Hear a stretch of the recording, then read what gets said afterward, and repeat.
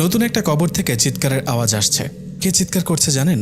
চিৎকার করছে আমাদের এই গল্পের নায়িকা জান্নাত। আপনারা হয়তো ভাবছেন জান্নাত কেন কবরের ভেতর থেকে চিৎকার করছে। শুনুন তাহলে। বেশ কিছুক্ষণ আগে জান্নাতের কবর হয়েছে। সবাই ভাবছে জান্নাত মারা গেছেন, কিন্তু জান্নাত তো মারা যায়নি, ও বেঁচে আছে। নতুন কবর ভেঙে উঠে দাঁড়িয়ে অন্ধকারে জান্নাত নিজেকে আবিষ্কার করলো সে সাদা কাপড়ে মোড়ানো কবরের ভেতরে দাঁড়িয়ে আছে। অন্ধকার রাত, সাদা কাপড়ে কবরস্থানে জান্নাত নিজেকে দেখে বিশ্বাস করছে না। এটা স্বপ্ন নাকি সত্যি? ভয়ে শরীরের লোম দাঁড়িয়ে গেল। বুকের মধ্যে হার্টবিটটা যেন বেরিয়ে আসবে বুক চিরে। জান্নাত মনে মনে ভাবল, আসলে কি সে মারা গেছে? এই ভেবে হাতের মধ্যে চিমটি কেটে বুঝতে পারল না, সে বেঁচে আছে। কিন্তু সে কবরস্থানে কেন? সে তো শুয়েছিল নিজের রুমে। এমন অবস্থায় পাশে ঝোপের আড়াল থেকে বেরিয়ে এলো 2-3টে শিয়াল। শিয়াল দুটো ওর দিকে আসছে। এই অবস্থায় সামনে পেছন না ভেবে জান্নাত কবর থেকে উঠে একটা দৌড় দিল বাড়ির দিকে। এদিকে পেছন থেকে শিয়ালগুলো পিছু ছুটছে। পরিস্থিতি খারাপ দেখে জান্নাত সামনে থাকা একটা বাড়িতে ঢুকে পড়েন। বাড়িতে ঢুকে দরজায় ঠকঠক করে আওয়াজ করেন জান্নাত, আর বলতে থাকেন, কেউ কি আছেন? দয়া করে দরজাটা খুলুন।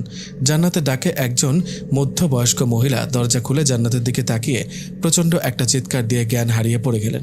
উনি জ্ঞান হারিয়ে মাটিতে পড়ায় জান্নাত বুঝতে পারলেন ওকে দেখে ভয়ে উনি জ্ঞান হারিয়েছেন। এদিকে মহিলার চিৎকারে সেখানে থাকা শিয়ালগুলো পালিয়ে যায়।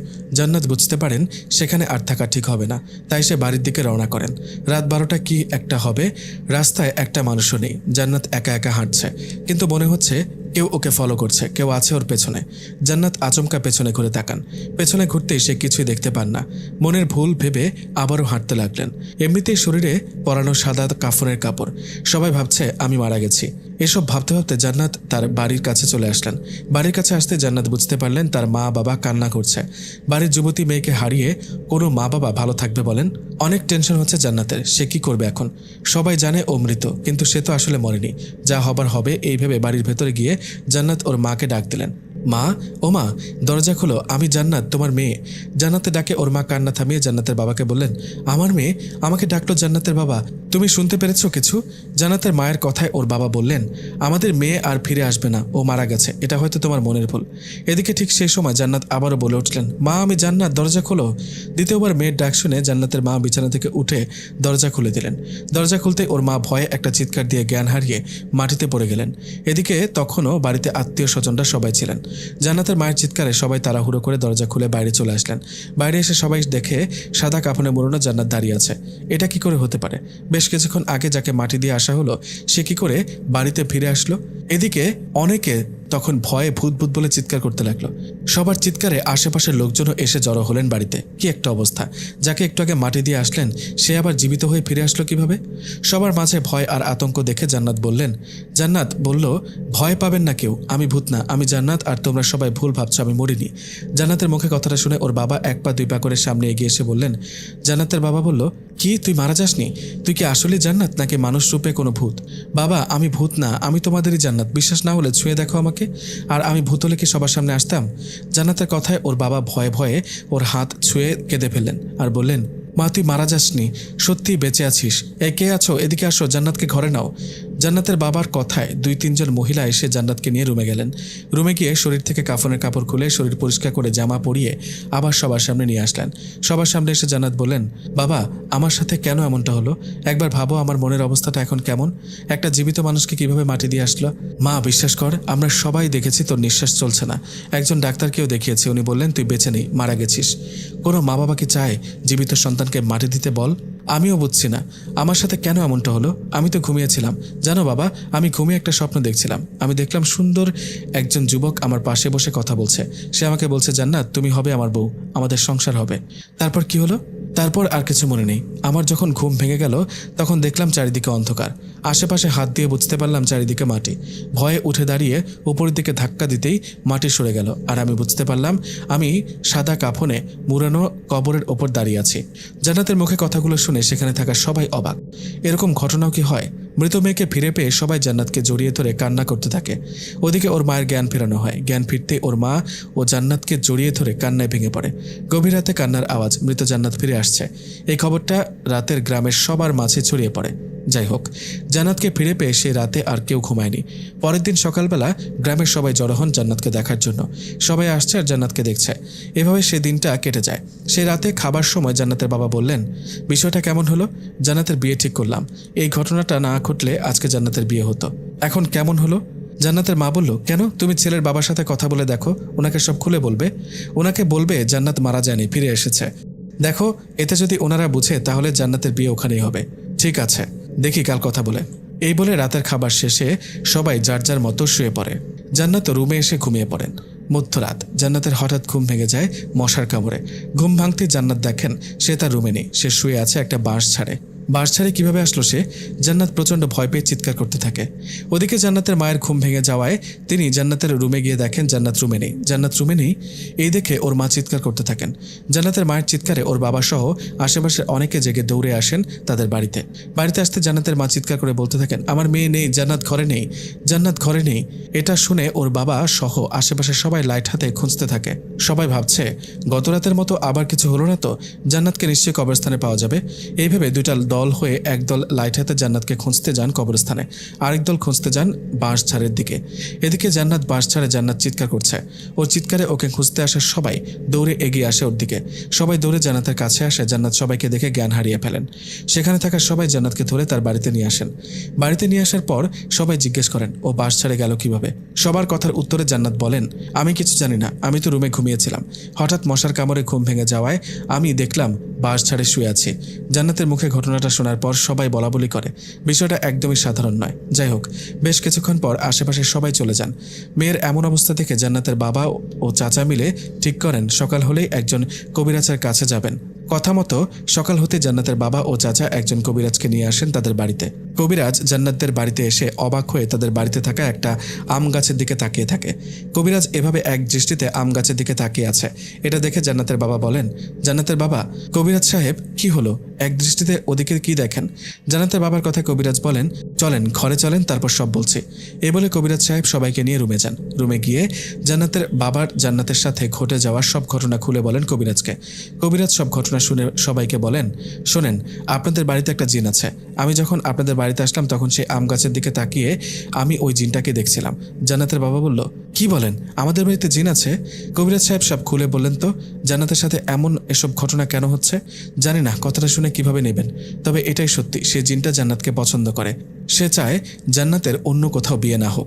জান্নাত মারা যায়নি, আপনারা ভেবেছেন ও মারা গেছে তাই ওকে মাটি দিয়ে আসছিলেন, কিন্তু ও সব এই জিনটার কাজ। গতকাল রাতে জান্নাতকে বাস ছাড়ে নিয়ে গিয়েছিলেন সেই জিনটাই। জান্নাতের চাচা বলল, কিন্তু কবিরাজ সাহেব ওই জিনটা এসব কেন করছে? কারণ আপনারা জান্নাতের বিয়ে ঠিক করেছেন অন্য কোথাও, তাই এসব উল্টোপাল্টা কাজ করাও জান্নাতের বিয়ে ভেঙে গেছে। জিনটা চায় জান্নাতের বিয়ে অন্য কারোর সাথে না হোক। কবিরাজ সাহেব আপনি সবই জানেন, আপনি কিছু একটা ব্যবস্থা করুন, ওই জিনটাকে তাড়িয়ে দিন এখান থেকে। না, আমি এটা পারবো না, কারণ সে সাধারণ কোনো জিন না, অনেক ক্ষমতা ওর। তবে আপনারা চিন্তা করবেন না, ও আপনাদের বা জান্নাতের কোনো ক্ষতি করবে না, কখনো ভয় দেখাবে না। এই কথাটা বলে কবিরাজ চলে যান। এই কথাটা বলে কবিরাজ চলে যাওয়ার পর জান্নাতের মা বাবা সহ সেখানে থাকা সবাই চিন্তায় পড়েন, একটা জিন জান্নাতের সাথে এমনটা করছে, কিন্তু জিনটাকে আদৌ কেউ দেখেনি, কখনো কারো সামনে আসেনি। সবাই বসে চিন্তা করছে। এমন অবস্থায় জান্নাতের চাচা বললেন, ভাইজান কি করবো এখন? জান্নাতের কি বিয়ে দেব নাকি এইভাবে থাকবে কয়েকটা বছর? জান্নাতের বাবা বলল, সেটাই ভাবছি। যে ছেলের সাথে জান্নাতের বিয়ে ঠিক করেছি ওরা বলে দিয়েছে এই বিয়ে ওরা করবে না। জান্নাতের সাথে এসব অস্বাভাবিক ঘটনা ঘটছে সেটা ওরা জেনে গেছে। জান্নাতের মা বলল, তো এখন কি করবেন? আমি বলি কি, এখন বিয়ের কথা না ভাবি, ওর বিয়ে দিতে চাইলে আবার না জানি কি উল্টোপাল্টা ঘটনা ঘটে। জান্নাতের বাবা বলল, হ্যাঁ তাহলে এটাই ফাইনাল, আমরা জান্নাতের বিয়ে দেব না। এ বলে সবাই চলে গেলেন। জান্নাতও চলে গেলেন তার রুমে। রুমে গিয়ে ভাবতে লাগলো, আমাকে কোন জিন পছন্দ করে? আমি নিজেও তো ওকে কখনো দেখিনি, আমার সামনেও কখনো আসেনি। যাই হোক, একটু পর জান্নাতের বান্ধবী মিলি ওকে কল করেন। জান্নাত কল রিসিভ করতে মিলি বলেন, জান্নাত দেখা করার কথা আছে। মিলির কথায় দুপুরবেলা জান্নাত চলে গেল মিলির সাথে দেখা করতে। মিলির সাথে দেখা হতেই মিলি বলল, জান্নাত এসব কি শুনছি তোর নামে? রাত হলে নাকি তুই হারিয়ে যাস, গতকাল রাতেও নাকি তুই বাস ছাড়েছিলি। জান্নাত বলল, হ্যাঁ তুই ঠিকই বলেছিলি। জানি না রে আমার সাথে এসব ঘটনা কেন ঘটছে। জানিস আজকে সকালে একজন কবিরাজকে নিয়ে আসছে। কবিরাজ কি বলেছে জানিস? কবিরাজ বলেছে একটা জিন নাকি আমাকে পছন্দ করে, ও এসব করছে আমার সাথে, আমার যেন বিয়ে না হয় অন্য কারোর সাথে। মিলি বলল, কি বলিস, তোকে পছন্দ করে জিন? হ্যাঁ কবিরাজ তো তাই বলল। জান্নাত দেখ, ওই ছেলেটা তখন থেকে দাঁড়িয়ে দাঁড়িয়ে আমাদের দেখছে। তাই তো। আচ্ছা চল হাঁটতে হাঁটতে কথা বলি। এই লাভ হলো না তো, ছেলেটা তো আমাদের পেছন পেছন আসছে। ছেলেটাকে দেখে তো হুজুর হুজুর লাগে। ওটা কি পরে আছে? ওরকম জামা তো আগে কখনো দেখিনি। আচ্ছা মিলি শোন, ওনাকে ডাকতো, ডেকে জিজ্ঞেস কর আমাদের পিছু আসছে কেন। ওকে ডাকছি। এই যে আপনাকে বলছি কাছে আসুন। মিলির ডাকে পেছনে থাকা ছেলেটার সামনে আসতে মিলি বলল, সমস্যা কি আপনার?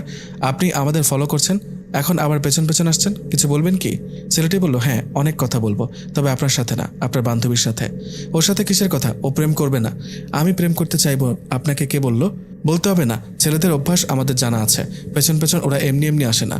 আপনি একটু বেশি বুঝেন, নিজের ফোনের দিকে নজর দেন। কল আসছে ফোনে, কল রিসিভ করুন আর বাড়িতে যান, আপনার বান্ধবীর সাথে আমার কথা আছে। ছেলেটার কথা শুনে মিলি দেখলেন সত্যি বাড়ি থেকে ওর মা কল করেছে। মায়ের কল পেলে মিলি জান্নাতের কাছ থেকে বিদায় নিয়ে বাড়িতে চলে গেলেন। এদিকে মিলি চলে যাওয়া জান্নাত লজ্জায় মাথা নিচু করে বাড়ির দিকে যেতে লাগলো। ঠিক সেই সময় ছেলেটা বললেন, জান্নাত দাঁড়াও, তোমার সাথে কথা আছে। আপনি আমার নাম জানলেন কিভাবে? আর আমার সাথে আপনার কিসের কথা? আপনি কি আমাকে চেনেন? হ্যাঁ চিনি, অনেক আগে থেকে চিনি। কিভাবে? আমি তো আপনাকে চিনি না। ছেলেটা পরিচয় দিল। পরিচয় দিলে তো চিনবে তাই না? আচ্ছা তোমার বিয়ের কি হলো? সেটা আপনাকে বলবো কেন? জান্নাত তুমি অন্য কাউকে বিয়ে করো না, কারণ তোমাকে আমি অনেক ভালোবাসি, অনেক পছন্দ করি। আপনার সাহস তো কম নয়, এতটা অধিকার নিয়ে আমাকে এসব বলার সাহস পেলেন কোথায়? ছেলেটা বলল, অধিকার অনেক আগেই পেয়েছি। তুমি জানো না আমার আসল পরিচয়? আসল পরিচয়? কি পরিচয় বলুন তো, কে আপনি? বলতে পারি, তার আগে বলো আমার কথা কাউকে বলবে না। কেন, বললে কি হবে? ওকে ঠিক আছে বলবো না, এখন আপনি বলুন কে আপনি? আমার নাম সরফরাজ, আর আমি মানুষ নই, আমি একজন জিন। আর যে সে জিন না, আমি সেই জিন যে তোমাকে পছন্দ করি।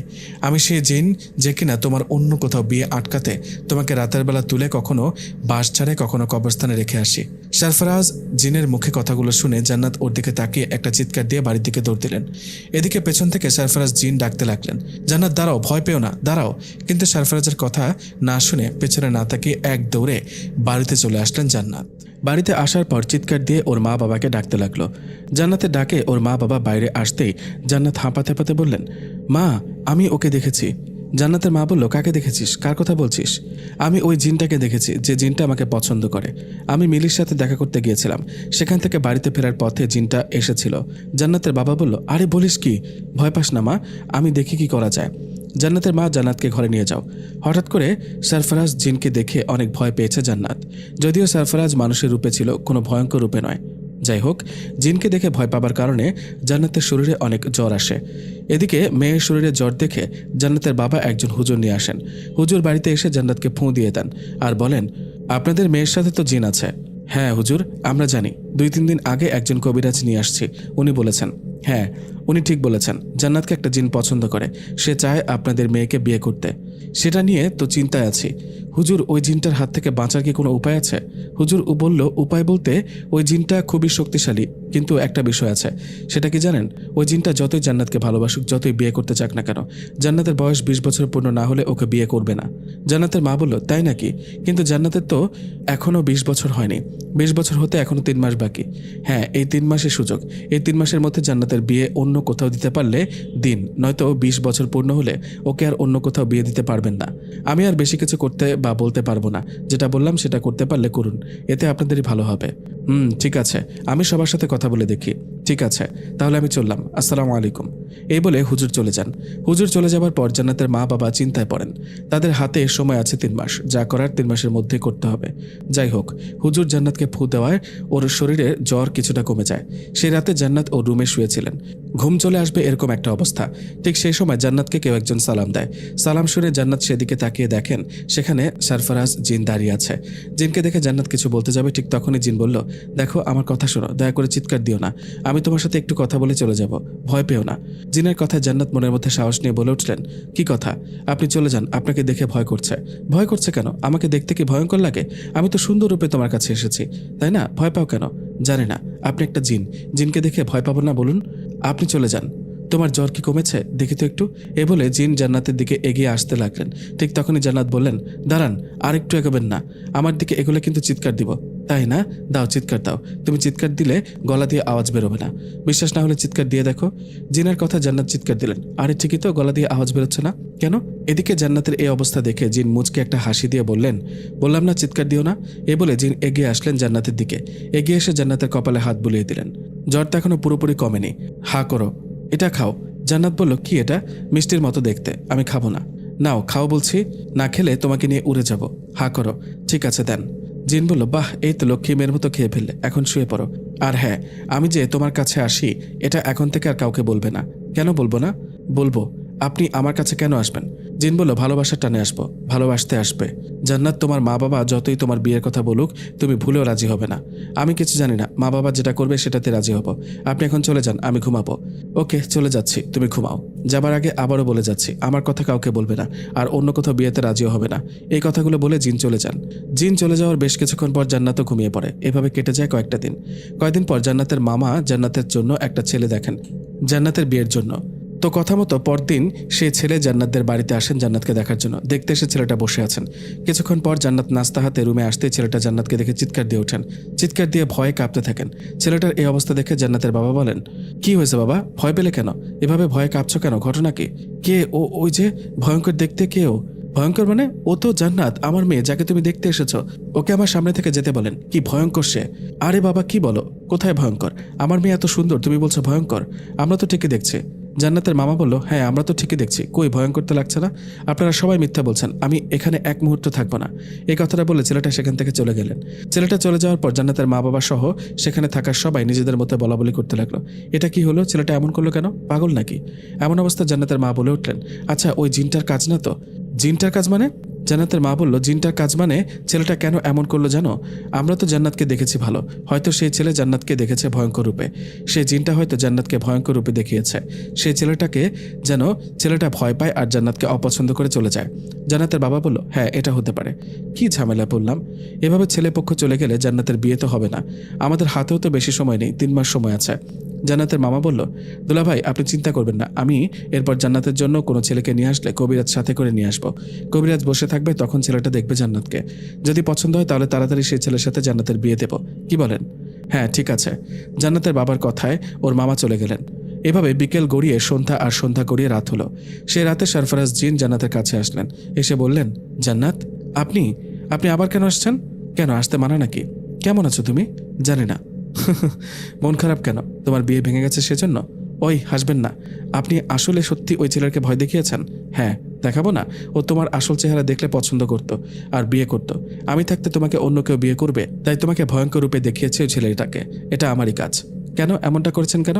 কারণ আমি তোমাকে পছন্দ করি তাই। বললেই হলো, আমাকে পছন্দ করবেন কেন? যান গিয়ে কোনো পরীকে বিয়ে করুন, আমার পেছনে ঘোরাঘুরি না করে। আমার কাছে তুমিই পড়ি। আর আমাকে কি তোমার অপছন্দ? হ্যাঁ। সরফরাজ বলল, আমার দিকে তাকিয়ে বলো, তোমাকে তো ভালো করে দেখিনি। দেখতে হবে না, আপনি জানতো। তোমার জন্য খাবার নিয়ে আসছি, এটা খাও তারপর যাব। না খাবো না, আমি ক্ষুধা নেই। না খেলে যাব না। না গেলেন মা বাবাকে ডাকবো, ওরা এসে ধরে আচ্ছা মতন মার দেবে। আমি বুঝি মানুষ যে ধরবে আমাকে আর মারবে? এখন খাবে নাকি সাপ হয়ে ভয় দেখাবো? সাপের রূপ নিলে লাঠি দিয়ে পিটিয়ে মেরে ফেলবো। সরফরাজ বলল, আরে বাবা কি গুন্ডি মেরে বাবা, যতটা বোকা ভেবেছিলাম এতটাও বোকা না। আমি বোকা না চালাক, আপনার না জানলেও চলবে। এখন চলে যান। না যাব না, আগে খাবারটা খাও। এমন অবস্থা জান্নাতের মা পাশের রুম থেকে ডাক দিয়ে বললেন, জান্নাত কার সাথে কথা বলিস? কার সাথে আবার? ওই জিন। ওই চুপ, ওকে চলে যাচ্ছি, কিন্তু আমি আবার আসবো। এই বলে সরফরাজ জিন চলে গেল। ও চলে যাবার পর জান্নাতের মা জান্নাতের রুমে এসে বললেন, জান্নাত কি বললি একটু আগে? জিন নাকি কি জানি বলছিলি? জান্নাতের মায়ের কথাও বলল, না মা, আসলে ফোনে বান্ধবীর সাথে কথা বলছিলাম। জান্নাতের মা বলল, ও তাই বল। আচ্ছা ঠিক আছে, ঘুমা, কোনো সমস্যা হলে ডাক দিস। এ বলে জান্নাতের মা চলে গেলেন। জান্নাতও ঘুমিয়ে পড়লেন। পরের দিন জান্নাতের ঘুম ভাঙলো ওর মায়ের ডাকে। মায়ের ডাকে ঘুম ভাঙতে জান্নাত বলল, মা কি হয়েছে, ডাকছো কেন? ওঠ, তোর নানা বাড়ি যেতে হবে, তোর মামা ফোন করে ডাকছে। হঠাৎ নানা বাড়ি কেন? কোনো সমস্যা কি? সেটা গেলেই দেখতে পাবি। নে উঠ, এবার ফ্রেশ হয়ে নাস্তা করে নে। মায়ের কথায় জান্নাত উঠে ফ্রেশ হয়ে রেডি হলেন। রেডি হয়ে বেশ কিছুক্ষণ পর জান্নাতের মা বাবা সহ জান্নাত রওনা করলেন নানা বাড়ির দিকে। পথে জান্নাত ওর মাকে বললেন, আচ্ছা মা, এখন বলো তো হঠাৎ নানা বাড়িতে যাচ্ছে কেন? তোর মামা ভালো একটা সম্বন্ধ নিয়ে আসছে, ছেলেটা খুব ভালো, তোকে দেখতে চেয়েছে, পছন্দ হলে সেখানেই বিয়েটা হবে। জান্নাত বলল, মা কি শুরু করলা, এসব করে কোনো লাভ হবে না, ওই জিনটা কোনো না কোনোভাবে ভেঙে দেবে। জান্নাতের বাবা বলল, তোর বিয়ে যেন ভেঙে দিতে না পারে সেজন্য বাড়ি ছেড়ে তোর নানা বাড়িতে আসলাম, এখানে আশা করি কোনো সমস্যা হবে না। ওকে, যা ভালো মনে করো করো।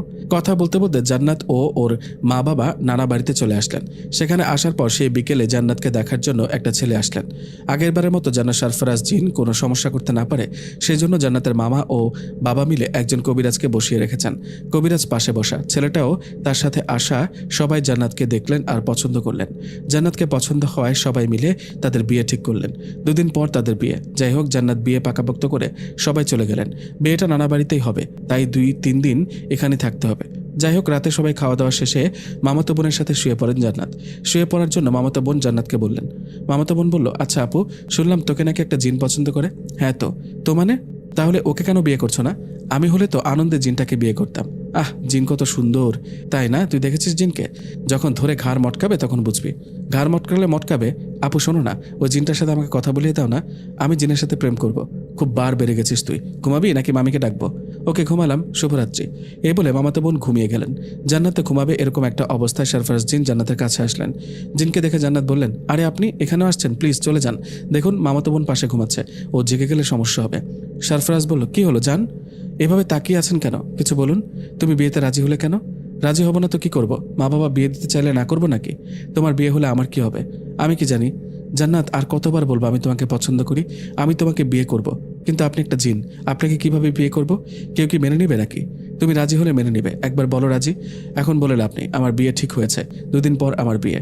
তোমার কি মনে হয় আমি এত সহজে তোমার বিয়ে হতে দেব? কেন হতে দিবেন না? দিবেন না কেন? বাবা আর মামা মিলে কবিরাজ নিয়ে আসছে, কবিরাজ থাকলে আপনি কি করবেন শুনি? কবিরাজকে তুলে আসার মারবো, বুঝলা? এসব বাদ দাও, তুমি বাড়িতে বলে দাও বিয়ে করবে না। না, পারবো না। ঠিক আছে, করো, দেখি কিভাবে বিয়ে করবা। দেখেন, এখন চলে যান, মামাতো বোন জেগে যাবে। চলে যাবো তাই না? ঠিক আছে, যাচ্ছি। তবে আবারও বলি, বিয়ে করো না, উল্টোপাল্টা কিছু হবার আগে এসব বন্ধ করো। এই বলে সরফরাজ জিন জান্নাতের মামাতো বোনের পা ধরে এক টান দিয়ে বিছানা থেকে ফেলে দিয়ে চলে গেলেন। বিছানা থেকে আচমকা ধপাস করে পড়ে মামাতো বোন জান্নাতকে বলল, এটা কি হলো? আমি নিচে পড়লাম কিভাবে? তুই কি আমাকে ধাক্কা দিলি নাকি? আমি না। তুই স্বপ্ন দেখে একা একা পড়লি, এখন আমাকে দোষ দিস কেন? কি স্বপ্ন দেখে একা একা পড়লাম? কি জানি, হতে পারে। এবার ঘুমা। জান্নাতের কথায় মামাতো বোন আবার ঘুমালেন। এদিকে জান্নাতও কিছুক্ষণ পর ঘুমিয়ে পড়লেন। এভাবে কেটে গেল একটা দিন, আর একদিন পর জান্নাতের বিয়ে। এদিকে সবার মাঝে একটা ভয় কাজ করছে, আগেরবারের মতো এবারও জান্নাতের সাথে কিছু ঘটবে না তো? এভাবে ভয়ের মাঝে দিনটা কেটে গেল। রাতের বেলা জান্নাতকে একা না রেখে ওর মা আর মামি দুজনে জান্নাতের 2 দিকে শুয়ে পড়ল। দুইজন 2 দিকে, মাঝখানে জান্নাত। এত করে খেয়াল রেখেও লাভ হলো না। সে রাতে সরফরাজ জিন জান্নাতের কাছে আসলো, এসে বলল, জান্নাত কেন এমনটা করছো? কাল তোমার বিয়ে, তুমি বিয়েটা করো না। আস্তে কথা বলুন, মা মামি পাশে আছে, ওরা জেগে যাবে। জাগবে না, আমি ওদেরকে গভীরভাবে ঘুম পাড়িয়ে দিয়েছি, তুমি কথা বলো। জান্নাত, একবার বলো তুমি বিয়েটা করবে না। দেখুন, আমি মা বাবার মুখের ওপর কথা বলতে পারবো না। তাহলে তোমার এটাই শেষ কথা তাই না? তুমি বিয়েটা করবে? হ্যাঁ করব, আমার কিচ্ছু করার নেই। ওকে, ভালো থেকো, দেখা হবে তোমার সাথে খুব তাড়াতাড়ি। এই কথাটা বলে সরফরাজ জিন চলে গেলেন। এদিকে জিন চলে যাওয়ার পর চিন্তা আর ভয়ে জান্নাত সারা রাত না ঘুমিয়ে জেগেছিলেন। সকালবেলা জান্নাতের মামা ও বাবা ঘরোয়াভাবে জান্নাতের বিয়ের আয়োজন করেন। এদিকে জান্নাত ওর বাবা ও মামার সাথে দেখা করে গতরাতে ঘটে যাওয়ার সব ঘটনা খুলে বললেন। জান্নাত বলেন, বাবা আমার কেমন জানি ভয় করছে, আমি তোমাদের বলিনি, গতরাতে ওই জিনটা আমার রুমে এসেছে, আমার সাথে কথা বলেছে। কি বলিস? কি বলেছে ও? বলেছে যেন আমি বিয়ে না করি, এই বিয়ে যেন ভেঙে দিই। আর কিছু বলেছে? বলেছে ও এত সহজে আমার বিয়ে হতে দিবে না। বাবা আমার কেমন জানি ভয় করছে, কিছু হবে না তো? জান্নাতের মামা বলল, মা তুই চিন্তা করিস না, তোর কিচ্ছু হবে না। আমি কবিরাজকে খবর পাঠিয়েছি, কবিরাজ এসে আমাদের পুরো বাড়িটা বন্ধ করবে, আর উনি দাঁড়িয়ে থেকে তোর বিয়ে দেবে। ওই জিন তোর কোনো ক্ষতি করতে পারবে না। জান্নাতের মা বলল, চিন্তা করিস না মা, চল গোসল করে রেডি হতে হবে, বরপক্ষ চলে আসবে। এই কথাটা বলে জান্নাতের মা জান্নাতকে ভিতরে নিয়ে গেলেন। কথা মতো জান্নাতের বাবা ও মামা বিয়ের সব আয়োজন করে ফেললেন। কবিরাজও এসে উপস্থিত হলেন। কবিরাজ এসে তার সব কাজ সেরে ফেললেন। উনি বাড়ির চারদিকটা ঘুরলেন আর পুরো বাড়ি বন্ধ করলেন। কিছুক্ষণ পর কয়েকজন সহ বর আসলেন। বর আসার কিছুক্ষণ পর কাজী সাহেব বিয়ের কাজ শুরু করলেন। বিয়ের কাজ শুরু হতে সবাই শুনতে লাগলো জান্নাতের মামার বাড়ির টিনের চালে অনবরত কে জানি ঢিল ছুড়ছে। এরকম আচমকা ঢিল ছোড়ার কারণে সবাই চমকে ওঠে। বরপক্ষের সবাই বলাবলি করতে থাকে, আরে কি হচ্ছে এসব, কেউ বাইরে গিয়ে দেখুন। সবার কথা শুনে সেখানে থাকা কবিরাজ বলেন, আপনারা বসুন, আমি দেখছি। কাজী সাহেব আপনি আপনার কাজ করতে থাকেন। এই বলে কবিরাজ বাইরে গেলেন। উনি বাইরে যাওয়ার কিছুক্ষণ পর টিনের চালে ঢিল ছোড়ার আওয়াজ বন্ধ হলো। যাই হোক, কিছুক্ষণ পর সবার উপস্থিতিতে জান্নাতের অন্য একটা ছেলের সাথে বিয়ে হলো। বিয়ে শেষে কবিরাজ জান্নাতের বাবা ও মামাকে অন্য কোথাও ডেকে বললেন, কবিরাজ বলল, বিয়ে তো হলো, এখন একটা কাজ করতে হবে। কি কাজ? জান্নাতের যে ছেলের সাথে বিয়ে হলো এই ছেলে সহ জান্নাতকে এই বাড়িতে কম হলেও 3 দিন রাখতে হবে। ছেলেকে মেয়ের থেকে আলাদা করা যাবে না। ছেলেটা জান্নাতের সাথে সাথে থাকলে ওই জিনটা আর আসতে পারবে না জান্নাতের কাছে। তাই নাকি? তাহলে ঠিক আছে, আমি ওদের সাথে কথা বলে ছেলেটা এখানে 2-3 দিন রাখার ব্যবস্থা করছি। এই কথাটা বলে জান্নাতের বাবা ও মামা ছেলের বাবার সাথে কথা বলে রাজি করান। ছেলেটা জান্নাতের সাথে এই বাড়িতে 2-3 দিন থাকবে। যাই হোক, ছেলেকে রেখে বাকি সবাই চলে গেলেন। এদিকে জান্নাতের বর ও জান্নাতের মামা বাড়িতে থাকেন। ওদের জন্য আলাদা একটা রুমের ব্যবস্থা করা হয়। জান্নাতের বিয়ে হলো, সবার মাঝে আনন্দ, সবাই খুশি। সবাই ভাবলো সরফরাজ জির আর জান্নাতের কিচ্ছু করবে না, ও আর আসবে না। কিন্তু সবার ধারণা ভুল ছিল, কারণ সেই রাতে সবাই ঘুমিয়েছিলেন। মাঝরাতে হঠাৎ সবাই ঘুম ভেঙে যায়। সবাই একটা কান্নার আওয়াজ পান। আওয়াজটা পেয়ে ভয়ে সবাই উঠে বসেন। এদিকে জান্নাতের বাবা ও মামা বাড়ির সবাইকে বলে, কেউ ভয় পেও না। আর একটা কথা বলি, কবিরাজ বলেছে যত যাই হোক কেউ রুম থেকে বের হবেন না। জান্নাতের বাবার কথায় রুমে লাইট জ্বালিয়ে সবাই বসে থাকে। একটু পর কান্নার আওয়াজ থেমে যায়। কান্নার আওয়াজ থেমে যেতেই শুরু হয় আরেক ভয়ানক কাণ্ড। বৃষ্টির মতো করে একের পর এক টিনের চালে ঢিল পড়তে থাকে। এদিকে ঢিল পড়ায় ভয়ে সবাই কান চেপে রেখে দোয়া পড়তে থাকে। বেশ কিছুক্ষণ পর ঢিল পড়া বন্ধ হয়। আস্তে আস্তে সবকিছু থেমে যায়। সব থেমে যাওয়ায় সবাই আবার ঘুমিয়ে পড়ে। পরের দিন সকালে জান্নাতের বাবা ও মামা বাইরে বেরিয়ে টিনের চালে উঠে দেখেন কোনো চিহ্ন নেই। মানে কাল রাতে যে এত ঢিল পড়ল, টিন ভেঙে যাওয়ার কথা, সেই জায়গায় কোনো চিহ্ন নেই। এরকম অবস্থা জান্নাতের মামা ও বাবা বুঝতে পারলেন এটা নিশ্চয়ই ওই সরফরাজ জিনের কাজ। যাই হোক, দিনের বেলা সব স্বাভাবিক ছিল। জান্নাত ও জান্নাতের বর আশপাশটা ঘুরে দেখলো, সবই ঠিক ছিল দিনের বেলা। সমস্যা হয় সে রাতে। রাতে জান্নাতের বাবা ঘুমিয়েছিলেন। হঠাৎ জান্নাতের মামা এসে জান্নাতের বাবাকে ডাক দিলেন আর বললেন, দুলাভাই, আপনাকে একটা কথা বলার জন্য ডেকে তুললাম। এত রাতে আবার কি কথা? দুলাভাই, আমি বাইরে বাথরুমে গিয়েছিলাম, হঠাৎ তখন দেখলাম জান্নাতের বর আমাদের পেছনে একটু দূরে যে বাঁশঝাড় আছে না, ওই বাঁশঝাড়ের দিকে যাচ্ছে।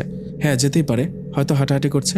আহা দুলাভাই, একবার ভেবে দেখুন, এখন রাত 12টা কি 1টা, এত রাতে কেউ বাইরে হাঁটতে যায়?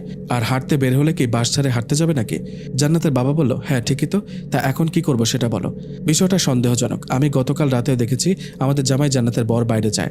এখন আমাদের কাজ হলো ওর পিছু পিছু যাওয়া আর দেখা জামাই বাঁশঝাড়ে কি করে। ওকে, তবে তাই হোক, চলো এখনই জামাইয়ের পিছু নেই, দেখি ও কোথায় কোথায় যায় আর কি করে। এই বলে জান্নাতের বাবা ও মামা মিলে জান্নাতের বরের পেছনে পেছন হাঁটতে লাগলো।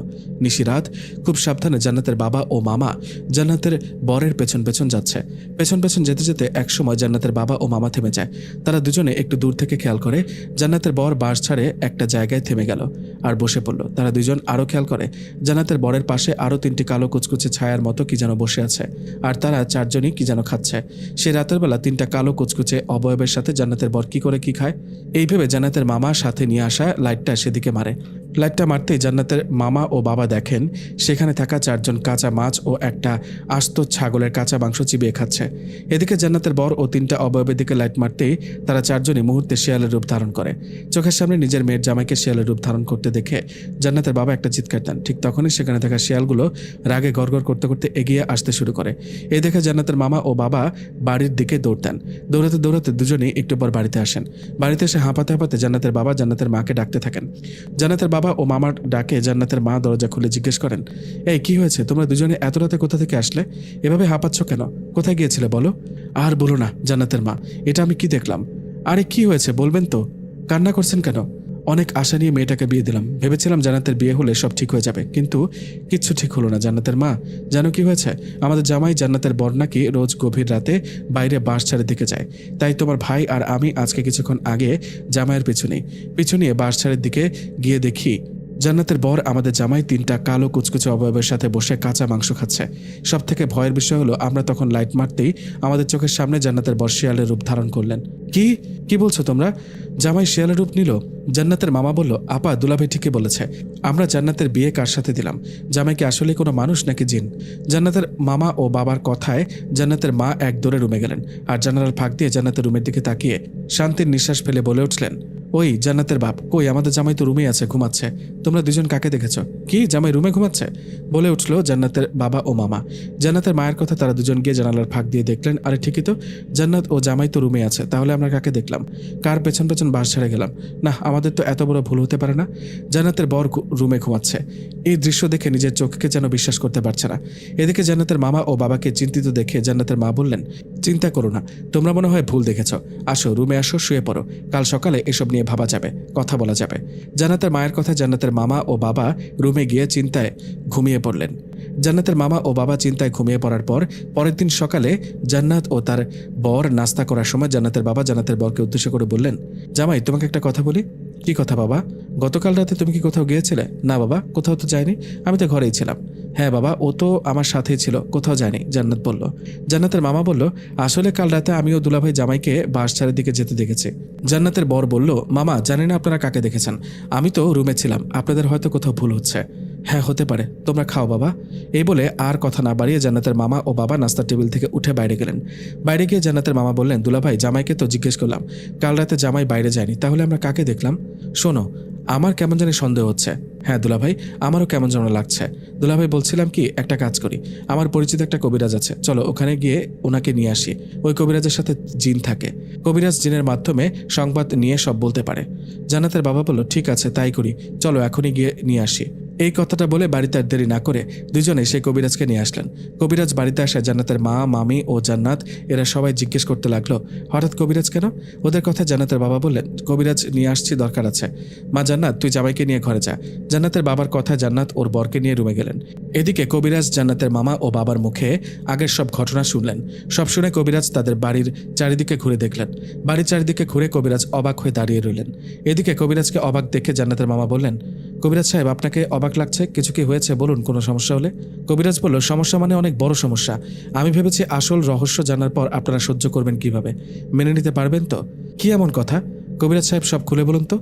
আচ্ছা, একটু আগে আপনি যে মেয়েটার সাথে কথা বললেন, ওকে নিয়ে যাকে রুমে যেতে বললেন, ও আমার মেয়ে জান্নাত, আর ওর পাশেরটা ওর বর। আপনাদের সবাইকে বোকা বানিয়েছে ওই সরফরাজ জিন। কারণ আপনারা যাকে জান্নাত ভাবছেন সে আসলে জান্নাত না। জান্নাতের রূপে একটা জিন আপনাদের সাথে বসবাস করছে। শুধু জান্নাত না, জান্নাতের বর আপনারা যাকে জামাই বলছেন সেও একটা জিন। কি? কবিরাজ সাহেব কি বলছেন? এটা কি? এই বলে কবিরাজের কথায় জান্নাতের বাবা দৌড় দিয়ে রুমে গিয়ে দেখলেন জান্নাত ও তার বর রুমে নেই। রুমে কেন, বাড়িতে কোথাও নেই। জান্নাতকে না পেয়ে ওর বাবা আবার কবিরাজের কাছে ফিরে আসলেন। এসে বললেন, কবিরাজ সাহেব আপনার কথাই ঠিক, তাহলে আমার মেয়ে কোথায়? জান্নাত এখন জিনদের রাজ্যে, সরফরাজ জিনের কাছে। আপনারা ভাবছেন অন্য ছেলের সাথে জান্নাতের বিয়ে দিয়েছেন, কিন্তু না। জান্নাতের বিয়ের আগের রাতেই সেই সরফরাজ জিন জান্নাতকে তার রাজ্যে নিয়ে গেছে। জান্নাতের কোনো বিয়ে হয়নি, সব সরফরাজ জিনের সাজানো নাটক। জান্নাতের মামা বলল, কবিরাজ সাহেব জান্নাতের কিছু হয়নি তো? ওকে ফিরিয়ে আনতে পারবেন? জান্নাত জিনদের রাজ্যে আছে, ভালো আছে, আর আমি ওকে ফিরিয়ে আনতে পারবো না, কারণ সরফরাজ জিন অনেক শক্তিশালী। ও নিজে থেকে জান্নাতকে ফিরিয়ে দিলে দেবে, না দিলে নাই। এই বলে কবিরাজ সেখানে চলে যান। কবিরাজ চলে যাওয়ার পর জান্নাতের মা, বাবা, মামা, মামি সবাই কান্না করতে থাকেন। একমাত্র মেয়েকে এভাবে হারিয়ে ফেললেন।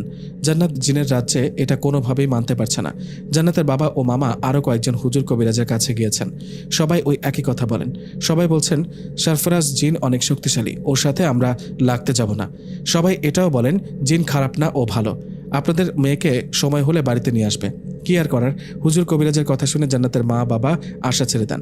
3 দিন ধরে জান্নাত জিনদের রাজ্যে। এদিকে জিনদের রাজ্যে জান্নাতের কি অবস্থা হলো চলুন জেনে আসি। সরফরাজ জিন বলল, এই যে উঠুন, অনেক ঘুমিয়েছেন। জিনের কথা জান্নাত চোখ খুলে চমকে উঠে বলল, আপনি? আমি? এটা কোথায়? এটা কোন জায়গা? কোন জায়গা আবার? তোমার শ্বশুরবাড়ির এলাকা? মানে বলুন আমি কোথায়? এটা কোন জায়গা? তুমি আমাদের রাজ্যে, এটা জিনের রাজ্য। কি? আমি জিনদের রাজ্যে? মা বাবা তোমরা কোথায়? মা? সরফরাজ বলল, আরে ধুর, চিৎকার করো না। তোমার চিৎকার কি তোমার মা বাবা শুনবে নাকি? আমাকে এখানে কেন নিয়ে আসছেন? প্লিজ আমাকে বাড়িতে রেখে আসেন, কাল আমার বিয়ে। এখনো কাল নিয়ে পড়ে আছো তুমি? আমার এখানে আছো 3 দিন হলো। 3 দিন আগে তোমাকে নিয়ে আসছি। কি? আমি 3 দিন আগে এখানে আসছি? কি বলেন? ঠিকই বলছি। বলেছে না তোমাকে অন্য কেউ বিয়ে করতে পারবে না? তোমার বিয়ের আগের রাতে তোমাকে নিয়ে আসছি। প্লিজ, আমার ভয় করছে, আমাকে বাড়িতে রেখে আসুন। বাড়িতে রেখে আসলে তোমার মা বাবা আবারও তোমার বিয়ে দিতে চাইবে, তাই তোমাকে বাড়িতে রাখা যাবে না, তুমি আমার কাছে থাকবে। কেউ আছো? বাঁচাও আমাকে প্লিজ।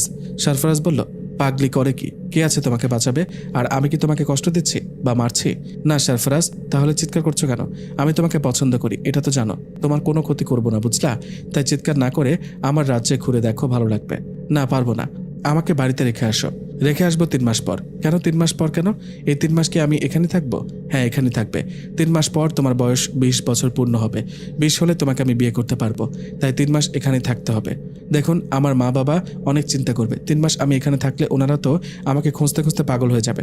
না, ওনারা তোমাকে খুঁজবে না, ওনারা জানে তুমি আমার কাছে আছো। আমি জিনদের রাজ্যে কিছু চিনি না, সবাই জিন, আমি মানুষ। আমি এখানে থাকবো কিভাবে? আমি তোমাকে নিয়ে ঘুরবো ফিরবো, কোনো চিন্তা করো না। সরফরাজ ও জান্নাতের কথার মাঝে সেখানে একটা ফুটফুটে সুন্দর বাচ্চা আসলেন। এসে সরফরাজকে উদ্দেশ্য করে বললেন, বাচ্চাটা বলল, মামা যান আপনি কেন ওনাকে নিয়ে ঘুরবেন? উনি তো ঘুরবে আমার সাথে। বাচ্চাটার মুখে কথাটা শুনে সরফরাজ মুচকে এসে একটা হাসি দিয়ে বলল, ঠিক আছে মা, তুমি নিয়ে ঘুরো। তুমি কি ওনাকে চেনো? বাচ্চাটা বলল, বাবা বলেছে ওনার নাম জান্নাত, আর উনি মানুষ জাতি। কে ও বাচ্চাটা? কে? আমার বোনের মেয়ে। তোমাদের সম্পর্কে যেটাকে ভাগ্নি বলে, ও আমার ভাগ্নি। ও মামুনি, তোমার নাম কি? আমার নাম ইকরা। সরফরাজ বলল, জান্নাত আমি তো সবসময় তোমার সাথে থাকতে পারবো না, ইকরা তোমার সাথে থাকবে, গল্প করবে। তুমি চাইলে ওর সাথে আমাদের জিনের রাজ্য করে দেখতে পারো। এখন আমি আসছি, তুমি খাবারটা খেয়ে নাও। না খাবো না, আমাকে বাড়িতে রেখে আসেন, নইলে খাবো না। না খেলে তোমারই কষ্ট হবে, খেয়ে নাও, পাগলামি করো না। মামুনি খেয়ে নাও, এগুলো খাবার অনেক সুস্বাদু। সরফরাজ বলল, দেখেছ ইকরা মা সবই জানে, খেয়ে নাও। আমি কাজে একটু বাইরে যাচ্ছি, একটু পর আসবো। এই বলে সরফরাজ সেখান থেকে চলে গেলেন। সরফরাজ সেখান থেকে চলে যাওয়ার পর জান্নাত ইকরাকে জিজ্ঞেস করলো, তোমার বয়স কত মামুনি? আমার বয়স 25 বছর। কি মজা করছো তাই না? তুমি এখনো ছোট্ট বাবু পিচ্ছি। ইকরা বলল, তাতে কি, আপনি কি জানেন না আমি জিন জাতি, আর জিন জাতির বাচ্চাদের বয়স এরকমই। তোমাকে পিচ্ছি বলছি, এদিকে বয়সে আমি তোমার থেকে বড়। ইকরা। জান্নাত বলল, আচ্ছা তোমার মামা ওই যে সরফরাজ জিন, উনি কোথায় গেল? মামা মনে হয় বিচার করতে গেছে, কে অপরাধ করলে তাকে শাস্তি দেন মামা। ও। ইকরা বলল, মামুনি চলেন, এখন আমরা বাইরে যাই। আপনি তো জিনদের রাজ্যে কখনো ঘুরে দেখেননি, চলেন আমার সাথে চলেন। না না, আমার ভয় করে, আমি যাব না। কোনো ভয় করবে না, আমি আছি না আপনার সাথে। আর আপনাকে জিনের রাজ্যে কম বেশি অনেকে চেনে, কেউ আপনার কিচ্ছু করবে না। চলুন তো আমার সাথে চলুন। এ বলে ছোট্ট ইকরা জান্নাতের হাত ধরে জান্নাতকে নিয়ে বাইরে গেলেন। বাইরে বেরিয়ে জান্নাত পেছন ফিরে তাকালে অবাক হলেন, কারণ এতক্ষণ সে যেখানে ছিল সেটা বাড়ি মনে করেছিল, কিন্তু এটা বাড়ি না, খুব সুন্দর বিশাল একটা প্রাসাদ। জান্নাত অবাক হয়ে ইকরাকে জিজ্ঞেস করে, এতক্ষণ কি আমি এটার ভিতরে ছিলাম? জবাবে ইকরা বলে, হ্যাঁ মামুনি, এটা তো মামার প্রাসাদ। এখন চলো আমরা ওই বাগানের দিকে যাই। ইকরার কথায় জান্নাত বলল, ওর সাথে বাগানে গেলেন। সেখানে গিয়ে জান্নাত দেখলেন নানা রকমের ফুল ফল, চারিদিকে সুন্দর সুন্দর ফুলের গাছ। সেই গাছগুলো দেখাশোনার জন্য কিছু জিন রাখা, জিনগুলো ফুল ফলের গাছগুলো দেখাশোনা করে। এদিকে জান্নাত সেখানে দেখে ওখানে থাকা জিনগুলো জান্নাতের সাথে কথা বলেন। শুরুতে জান্নাতের ভয় করলেও পরে আস্তে আস্তে জান্নাতও তাদের সাথে কথা বলেন, গল্প করেন। গল্প করার এক ফাঁকে সেখানে থাকা জিনগুলো জান্নাতকে কিছু ফল এনে খেতে বলেন। প্রথম প্রথম ভয় করলো জান্নাত, পরে ফলগুলো খান। এদিকে কিছুক্ষণ পর সরফরাজ জিন সেখানে চলে আসেন। সরফরাজকে দেখে সেখানে থাকা জিনগুলো যে যার মতো কাজ করতে চলে যান। এদিকে জান্নাত দেখেন সরফরাজের সাথে একটা সুন্দরী পরী দাঁড়িয়ে আছে। জান্নাত কিছু বলার আগেই ছোট্ট ইকরা মা মা বলে সেই পরীটার দিকে এগিয়ে গেলেন।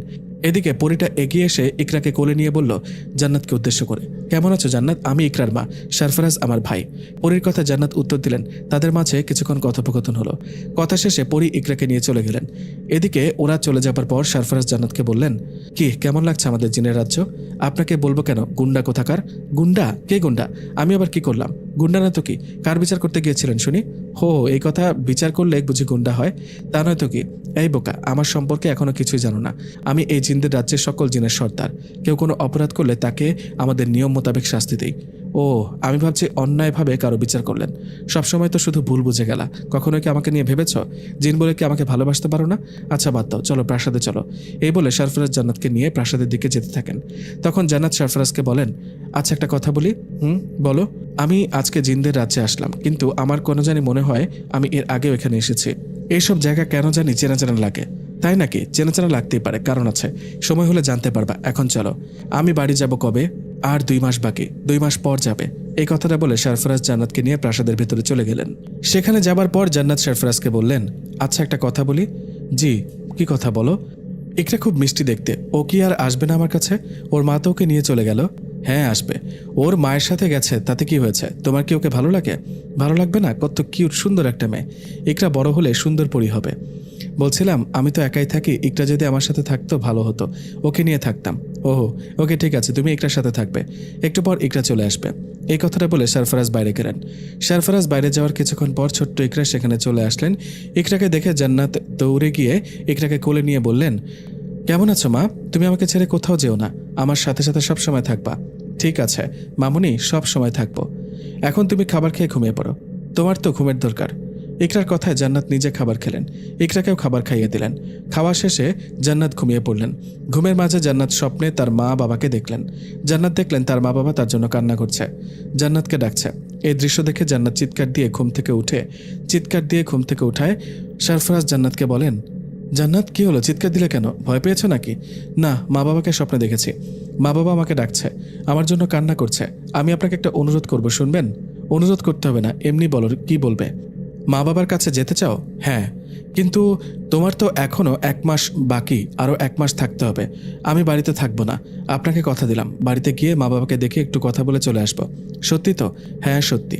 ওকে, নিজের কথা রেখো, মনে রেখো, পরে কথা ঘুরাবে না, কোথাও পালাবে না। পালিয়ে বা লুকিয়ে কোনো লাভ নেই। আমি জিন তোমাকে ঠিকই খুঁজে বের করব। আমি জানি, আমি কোথাও যাব না, কথা দিলাম। আর একটা কথা, আমি কি ইকরাকে সাথে নিয়ে যেতে পারি? আমি মা বাবা ছাড়া কাউকে বলবো না, ইকরাকে কোথাও যেতে দিব না। ঠিক আছে, তবে সাবধানে থেকো। মনে রেখো, ইকরা এখনও ছোট বাচ্চা। তোমাদের সমাজে ইকরা এখনও 3-4 বছরই বাচ্চা। জিনদের হিসাব একটু আলাদা। ইকরাকে দেখে রেখো। ওকে ঠিক আছে, তুমি ঘুমিয়ে পড়ো। ঘুম থেকে উঠে দেখবা তুমি তোমার রুমে শুয়ে আছো। বাড়িতে গিয়ে মা বাবার সাথে কথা বলে আবার ঘুমিয়ে পড়বা। তখন আবার তোমাকে জিনদের রাজ্যে নিয়ে আসবো। সরফরাজ জিনের কথা শুনে জান্নাত ঘুমিয়ে পড়লেন। একটু পর হঠাৎ জান্নাতের ঘুম ভেঙে গেল। ঘুম ভাঙতে জান্নাত বুঝতে পারলেন সে তার বাড়িতে চলে আসছে। সে তার রুমে, পাশে ছোট্ট ইকরা দাঁড়িয়ে আছে। নিজেকে রুমে দেখে জান্নাত চিৎকার দিয়ে ওর মা বাবাকে ডাকতে থাকে। হঠাৎ এতদিন পর মেয়ের ডাক শুনে জান্নাতের মা বাবা দৌড়ে রুমে আসেন। রুমে এসে জান্নাতকে দেখে জড়িয়ে ধরে কান্না করতে থাকেন। এদিকে জান্নাতও কান্না করেন। এতদিন পর মেয়েকে ফিরে পেয়ে নানা প্রশ্ন করে বসেন জান্নাতের মা বাবা। জান্নাতের মা জান্নাতকে বললেন, জান্নাত, এতদিন কোথায় ছিলে মা? ওই জিনটা তোর কোনো ক্ষতি করেনি তো? না মা, ও আমার কিচ্ছু করেনি। তোমরা আমাকে নিয়ে চিন্তা করো না, সময় হলে আমি ঠিকই একেবারে ফিরে আসবো। একবারে মানে? তাহলে এখন আসছিস যে, এখন কোথায় যাবি? আমাকে আবার জিনের রাজ্যে ফিরে যেতে হবে। আমি সরফরাজকে কথা দিয়েছি, ও বলেছে আর 1 মাস পর আমার বয়স 20 হবে, তখন আমাকে রেখে যাবে। জান্নাত, বাচ্চাটাকে? মা ভয় পেও না, ও আসলে একটা জিন, ওর নাম ইকরা। জান্নাতের কথা শুনে ওর মা বাবা ছোট ইকরার সাথে কথা বললেন।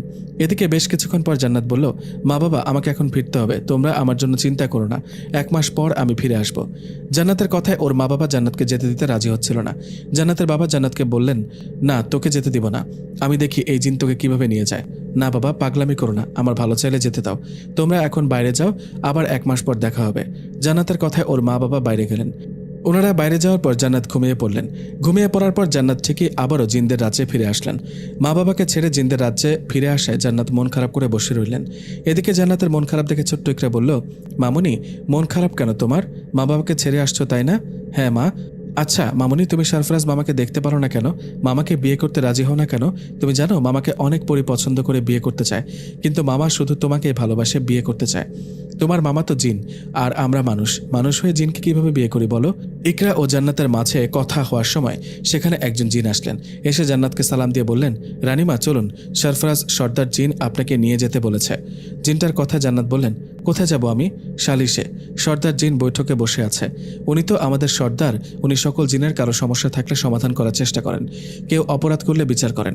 উনি চান আপনি সেখানে বসে বিচার দেখেন। ও আচ্ছা, একটা কথা, আমার মনে হয় আমি আপনাকে কোথাও দেখেছি, এমন মনে হয় আমি আপনাকে চিনি। আচ্ছা, আমি কি আপনাকে চিনি? জিনটা বলল, না রানীমা, এটা আপনার ভুল ধারণা, আমাকে কখনো দেখেননি। এখন চলেন আমার সাথে। জিনের কথায় এই জান্নাত ও ইকরাও তার সাথে চলে গেলেন। জিনের সাথে বৈঠকে গিয়ে জান্নাত দেখলেন বিশাল বড় একটা গাছ। সেই গাছের নিচে অনেক জিন জড়ো হয়েছে। সেখানে জান্নাত যাওয়ার পর জান্নাতকে বসতে বলা হলো। সেখানে জান্নাত বসার পর সরফরাজ জান্নাতের সামনে বিচার সালিশ করলেন। বিচার শেষে সেখানে থাকা সব জিন জান্নাতের সাথে অনেক সম্মানের সাথে কথা বললেন। কথা শেষে সবাই চলে গেলেন। সবাই চলে যাওয়ার পর সরফরাজ বললেন, কি মন খারাপ বুঝি? মন খারাপ হবে না? মা বাবার থেকে আলাদা করেছেন, মন খারাপ করবো না তো হাসবো? যাও, ইকরাকে নিয়ে ওই নদীর দিকে যাও, ওদিকে ঘুরে আসো, ভালো লাগবে, জায়গাটা সুন্দর। সরফরাজের কথায় ইকরা জান্নাতকে নিয়ে নদীর দিকে চলে গেলেন। ছোট নদী, কিন্তু খুব সুন্দর। যাই হোক, এভাবে আরও বেশ কয়েকটা দিন জিনদের রাজ্যে কেটে গেল জান্নাতের। আর মাত্র 3 দিন বাকি। 3 দিন পর জান্নাতের বয়স 20 হবে। সরফরাজ জিনের কথা মতো আর মাত্র 3 দিন পর জান্নাতকে বাড়িতে রেখে আসা হবে। কিন্তু 3 দিন আগে জান্নাত জানতে পারল একটা অবাক করা কথা। 3 দিন আগের ঘটনা। জান্নাত ছোট্ট ইকরাকে নিয়ে বাইরে ঘুরছে। বাইরে ঘোরার সময় জান্নাত খেয়াল করলেন আশেপাশে চারিদিকটা খুব সুন্দর করে সাজানো হচ্ছে। এসব কেন সাজানো হচ্ছে ইকরাকে জিজ্ঞেস করায় ইকরা উত্তরে বললেন, মামুনি, তুমি কি জানো না এসব কেন সাজানো হচ্ছে? না, কেন? কারণ 3 দিন পর তোমার সাথে সরফরাজ মামার বিয়ে, আর সরফরাজ মামা হলো জিনদের সর্দার। সর্দারের বিয়ে, তাই 3 দিন আগে থেকে চারিপাশ সাজানো হচ্ছে। অনেক বড় ধুমধাম করে তোমাদের বিয়ে হবে। জান্নাত বলল, কি 3 দিন পর আমার বিয়ে? হ্যাঁ, খুব মজা হবে মামুনি। ইকরার কথা শুনে জান্নাত চিন্তায় পড়েন। তখনই সেখানে সরফরাজ আসে। সরফরাজকে দেখে জান্নাত বলে, সরফরাজ, এটা কি শুনছি? আপনি না বলেছেন 3 মাস পূর্ণ হলে আমাকে বাড়িতে রেখে আসবেন, মা বাবার কাছে যেতে দিবেন, তাহলে এসব কি? কোন সব কি? আমি তোমাকে বাড়িতে রেখে আসবো এটা যেমন সত্যি, তোমাকে বিয়ে করব এটাও তেমনই সত্যি। তোমাকে না কতবার বলেছি তুমি শুধু আমার, অন্য কারো না। তোমাকে বিয়ে করব বলে কত কিছু করেছি, মনে নেই পুরনো ইতিহাস? না, এটা হতে পারে না। আমি হঠাৎ করে বিয়ে করতে পারবো না। পারবে পারবে, সময় হোক, সব কিছু জানার পর ঠিকই পারবে। কি জানবো আমি? আমি কিছু জানতে চাই না, আমি বাড়ি যাব। ঠিক আছে যাবে, কিন্তু আমাদের বিয়ের পর। আর মাত্র 3 দিন। 3 দিন পর তুমি সব জানবে। সব জানলে আমার প্রতি তোমার ভালোবাসা নিশ্চয়ই আসবে। কখনো আসবে না, আসবে। এত কথা বলো না। 3 দিন পর তোমার আমার বিয়ে। তোমার জন্য পালক দিয়ে বানানো এক সুন্দর জামাটা নিয়ে আসছি, পরে দেখো তো কেমন হয়। জামাটা জান্নাতকে দিয়ে সরফরাজ চলে গেলেন। এদিকে জান্নাতের মন খারাপ। 3 দিন পর কি হতে চলেছে? 3 দিন পর কি হতে চলেছে? সরফরাজ সব ধরনের আয়োজন করছে। জিনদের রাজ্যে সবাই খুশি, চারিদিকে আলোর ঝলকানি। এরই মাঝে কেটে গেল 3টা দিন। অবশেষে চলে আসলো বিয়ের দিন। বিয়ের দিন সকল জিনেরা খুশি তাদের সর্দারের বিয়ের অনুষ্ঠানে। নানা রকমের খাবার দাবার বানানো হয়েছে। অনেক জিন সমবেত হয়েছে সরফরাজ জিনের প্রাসাদে। এদিকে জান্নাত রুমে একা একা কাঁদছে, কারণ তার ইচ্ছের বিরুদ্ধে জোর করে বিয়ে করছে। জান্নাতের কান্না দেখে ছোট্ট ইকরা বলল, মামুনি তুমি কাঁদছো কেন? তুমি বুঝি বিয়েতে রাজি না? তুমি কেঁদো না, আমি মামাকে বুঝিয়ে বলবো। ইকরার কথার মাঝে সরফরাজ জিন সেখানে আসলেন। এসে বললেন, জান্নাত এখনো রেডি হওনি? রেডি হয়ে নাও, সবাই এসে গেছে তো। না, আমি রেডি হব না, বিয়েও করব না। কেন এমন করছো?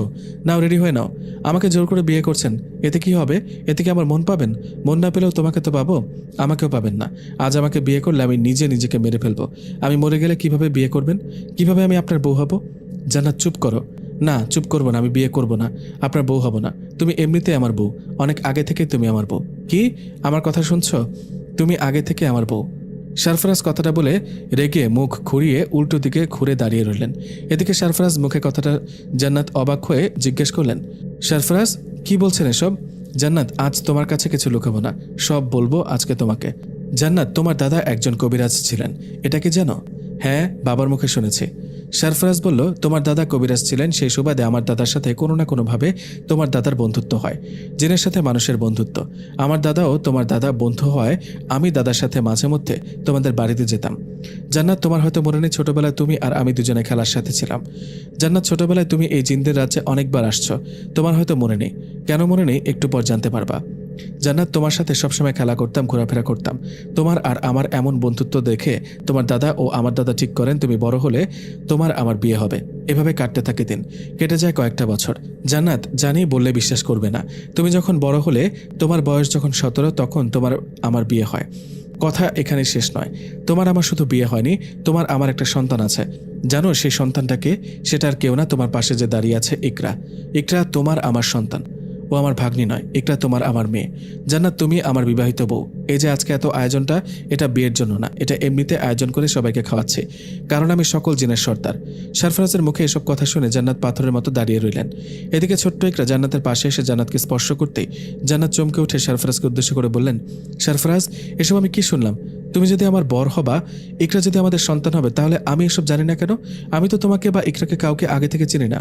জান্নাতের কথায় সরফরাজ লম্বা একটা নিঃশ্বাস ফেলে বলল, এটা একটা করুণ ইতিহাস, বলতে গেলে মনটা খারাপ হয়ে যায়। কি সেই করুণ ইতিহাস? বলো, আমি শুনবো। জান্নাতের কথায় সরফরাজ পুরনো সেই করুণ ইতিহাস বলতে শুরু করলো। শোনো জান্নাত, তোমার মাথার পেছনে একটা আঘাতের চিহ্ন আছে। এটা কিভাবে হয়েছে জানো? না, মা বলেছে ছোটবেলার নাকি এটা আঘাতটা পেয়েছে। তোমার মা তোমাকে মিথ্যা বলেছে। জান্নাত, তোমার মাথায় আঘাত করেছে একটা জিন, সেজন্য তুমি পুরনো সব স্মৃতি হারিয়ে ফেলেছ। সেজন্য এখন আমাকে চেনো না।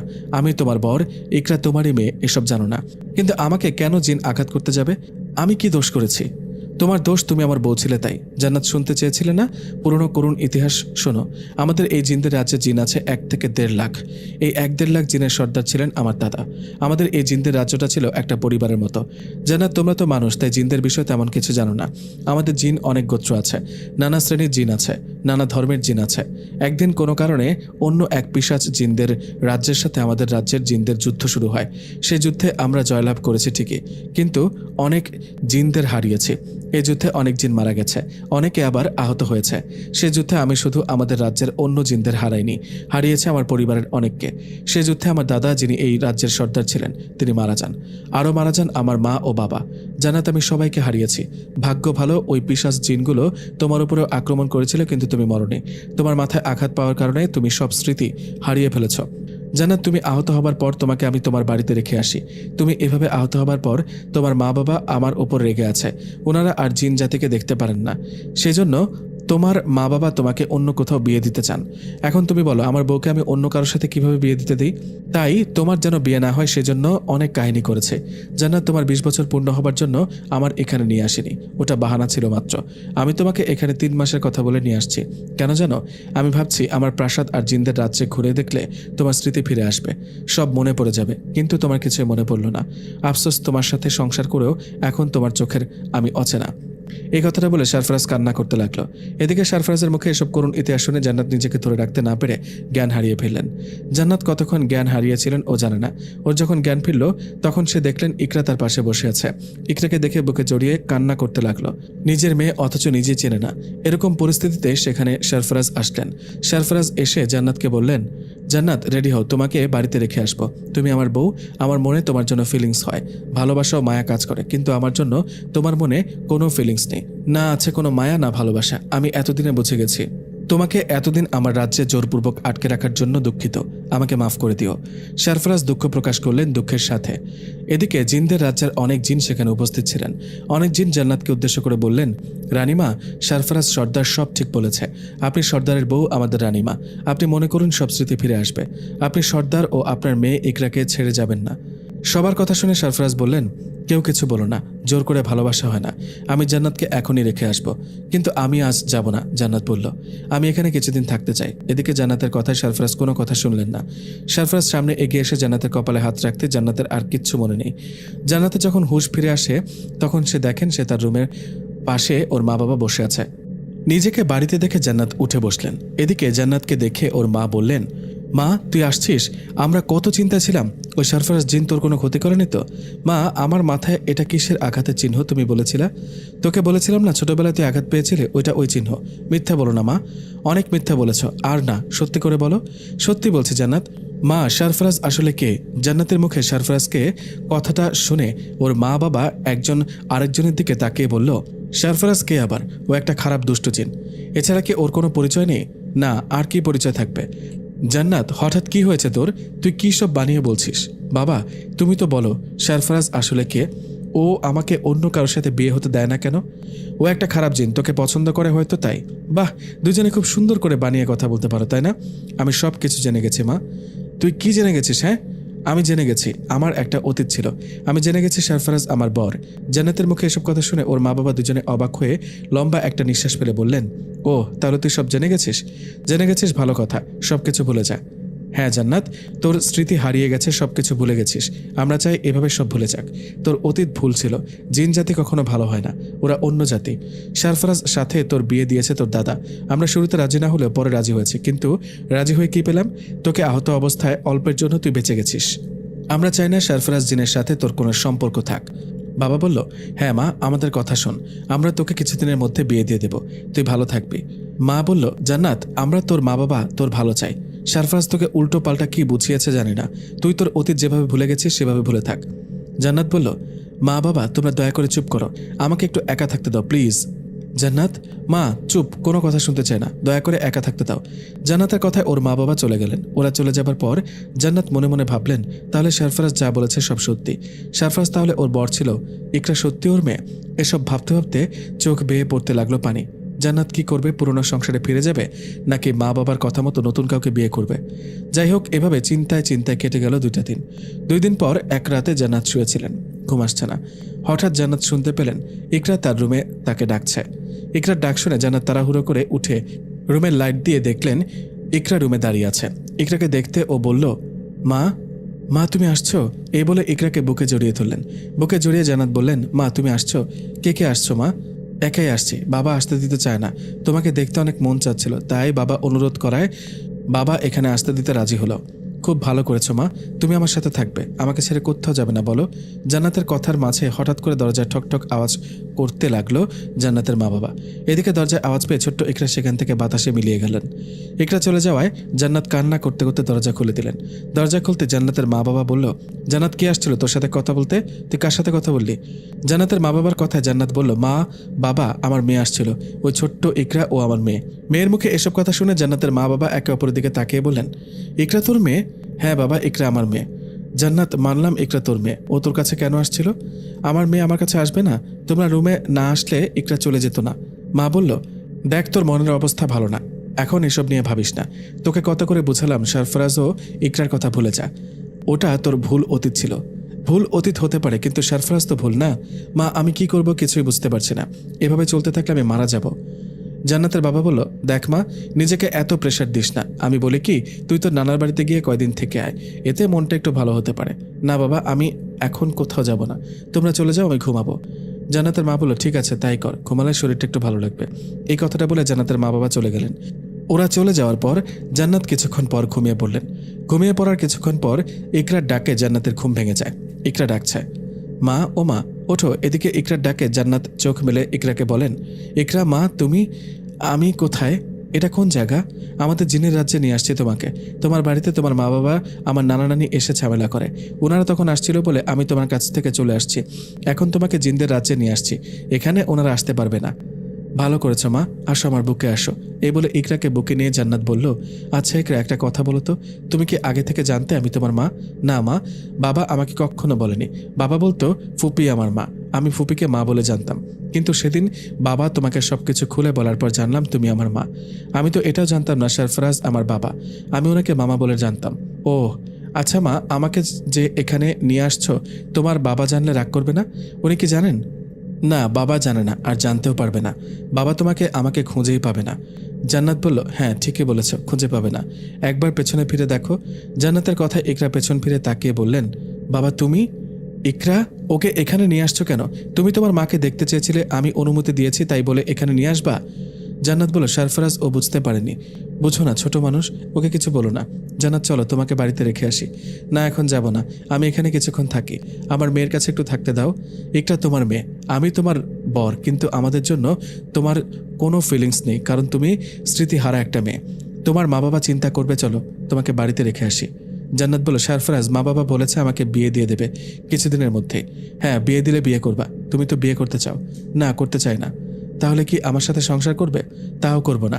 আমি জানি না কি করব, আমি দিন দিন পাগল হয়ে যাচ্ছি। তোমার পাগল হতে হবে না, চলো বাড়িতে রেখে আসি। ইকরা, এসে আমার সাথে এসো। এই কথাটা বলে সরফরাজ জান্নাতকে তার বাড়িতে রেখে গেল। এদিকে ফজরের আজান হয়ে গেছে। সরফরাজ জান্নাতকে রেখে যাওয়ায় ও ভীষণ মন খারাপ করে বসে রইল। এদিকে কিছুক্ষণ পর সকাল হলো। সকাল হতে জান্নাতের মামা তাদের বাড়িতে হাজির। জান্নাতের মামা জান্নাতের জন্য একটা বিয়ের প্রস্তাব নিয়ে আসছে। জান্নাতের মামা ওদের বাড়িতে এসে ওর মা বাবাকে উদ্দেশ্য করে বললেন, দুলাভাই, আমি জান্নাতের জন্য খুব ভালো একটা প্রস্তাব নিয়ে আসছি। আমাদের গ্রামের রহমত ভাইয়ের ছেলে আরিফ আছে না, ওই আরিফ। আরিফ তো এখন পুলিশে চাকরি করে। জান্নাত আমাদের বাড়িতে যাওয়ার পর আরিফ নাকি ওকে দেখেছে, পছন্দ করে। আপনারা চাইলে আজ সন্ধ্যায় আরিফ ও তার বাবা চাচা মিলে জান্নাতকে দেখতে আসবে। তাই নাকি? আরিফ তো ভালো ছেলে, আমি ওদের ব্যাপারে জানি। শোন, তুই ওদেরকে নিয়ে সন্ধ্যায় আয়, ওরা জান্নাতকে দেখুক, আমাদের বাড়িঘর দেখুক। এদিকে জান্নাতের মা আর বাবার কথাবার্তার মাঝে জান্নাত বলে উঠল, মামা, তুমি যে আমার বিয়ের কথাবার্তা বলছো, তুমি কি জানো না আমি বিবাহিত? আর যার সাথে বিয়ের কথা বলছো উনি কি জানে আমি বিবাহিত? আমার একটা মেয়ে আছে। জান্নাতের মুখে কথাটা শুনে ওর মামা আমতা আমতা করে বলল, ইয়ে মানে এরকম ভুল কম বেশি সবারই হয়। জান্নাত, তুই বিবাহিত, এটা আমরা ছাড়া গ্রামের কেউ এখন পর্যন্ত জানে না, আর জানলেও বিশ্বাস করবে না। একটা জিন কিভাবে তোর বর হলো? তুই বিবাহিত এটা ওদের বলিনি, ওরা কখনো জানবেও না। জান্নাত, এটা ঠিক না মামা, আমি এখন বিয়ে করব না, ওদের আসতে মানা করে দাও। জান্নাত, মা আমার কথা শোন, মানুষ দেখলেই তো বিয়ে হয় না, ছেলেটা আসুক, এসে দেখে যাক। তোর মামার একটা মান সম্মান আছে না? জান্নাতের মায়ের কথা জান্নাত কিছু না বলে মন খারাপ করে সেখান থেকে চলে গেল। এদিকে জান্নাতের মামা বললেন, দুলাভাই, মেয়ে মনে হয় শরম পাইছে, আমি তাহলে সন্ধ্যা ওদের নিয়ে আসি, কি বলেন? জান্নাতের বাবা বললেন, আচ্ছা ঠিক আছে তাই করো, বেশি রাত করিস না আবার। জান্নাতের মামা বলল, ঠিক আছে, আমি তাহলে আসি, কেমন? এই বলে জান্নাতের মামা চলে গেলেন। কথা মতো সন্ধ্যায় আরিফ নামের ছেলেটা ওর তার বাবা চাচা এরা মিলে জান্নাতকে দেখতে আসলেন। জান্নাত মাশাআল্লাহ বেশ সুন্দরী, আরিফ আগে থেকে ওকে পছন্দ করত। এদিকে আরিফের পরিবারও জান্নাতকে দেখে পছন্দ করে। পছন্দ করায় দুই পরিবারের মধ্যে কথাবার্তা হয়, খাওয়া দাওয়া হয়। খাওয়া দাওয়া শেষে আরিফ ও তার বাবা চাচা চলে যাবার পর সেই রাতে জান্নাতের মামা, বাবা, মামা, মামি, চাচা, চাচি সবাই মিলে জান্নাতকে নিয়ে বসেন। সবাইকে একসাথে দেখে জান্নাত বলেন, কি ব্যাপার, সবাই আমার রুমে কেন? কিছু বলবে কি? জান্নাতের মা বলল, হ্যাঁ, তোর সাথে সবাই একটা কথা বলতাম। কি কথা বলো?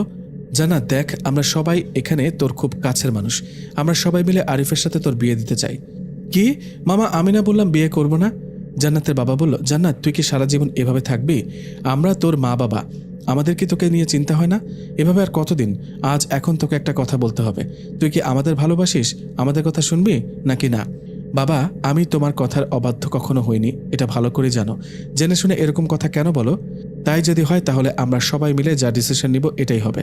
আমরা সবাই মিলে ঠিক করেছি আরিফের সাথে তোর বিয়ে দেব, আর সেটা কাল বাদ পরশু দিন। কিন্তু বাবা, জান্নাতের মা বলল, আর কোনো কিন্তু শুনতে চাই না। আমাদের প্রতি তোর ভালোবাসা থাকলে বিয়েতে রাজি হবি।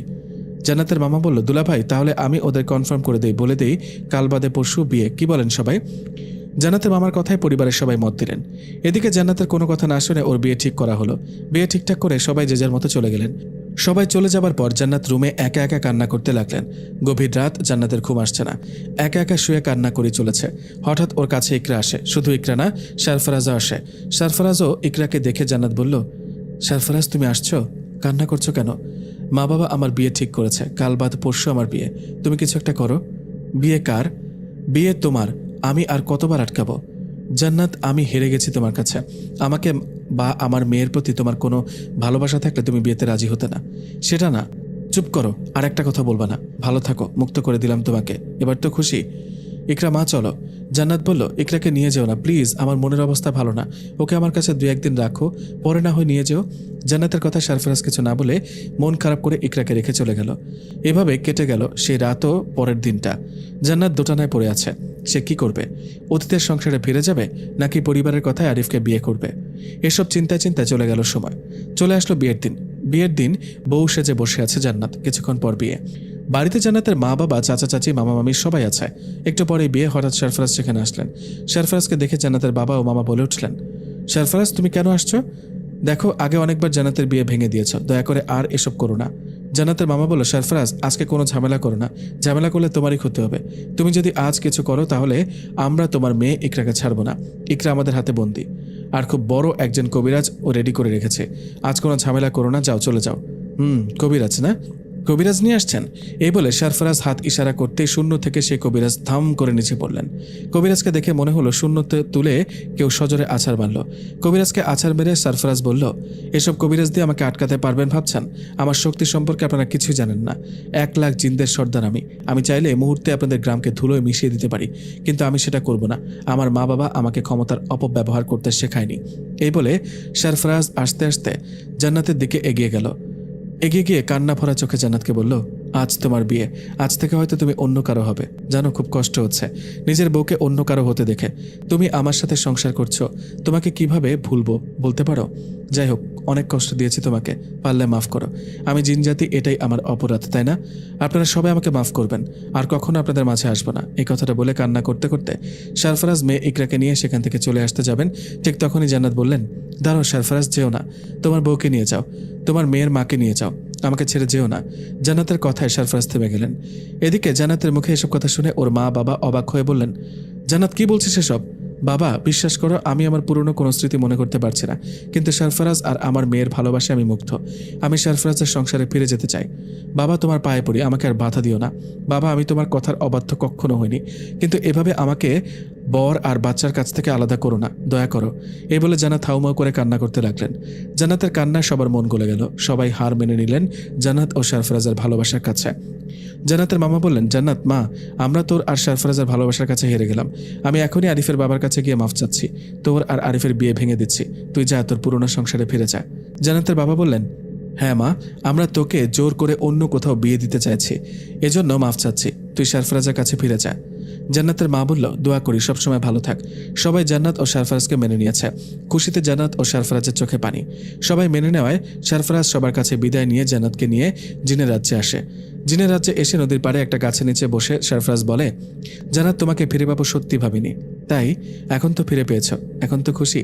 হ্যাঁ, অনেক খুশি। আমি কালকে জিনদের রাজ্যে ধুমধাম করে অনুষ্ঠানের আয়োজন করব। তুমি খুশি, কিন্তু আমি খুশি না। কেন? কারণ গল্প পড়া মেয়েগুলো সবাই তোমার উপর ক্রাশ খায়, তোমার সাথে প্রেম করতে চায়, বিয়ে করতে চায়। তুমিও না?